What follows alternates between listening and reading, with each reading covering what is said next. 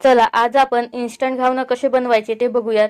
Instant घावणं म्हणजे अगदी 5 मिनिटांमध्ये ही घावणं तयार होतात. सोबतच तुम्ही ही घावणं बघू शकता, मस्त जाळीदार आणि मऊ लुसलुशीत अशी झालेली आहेत. तसं तर घावणं करायचं म्हटलं की आदल्या दिवशी तांदूळ भिजत ठेवावे लागतात.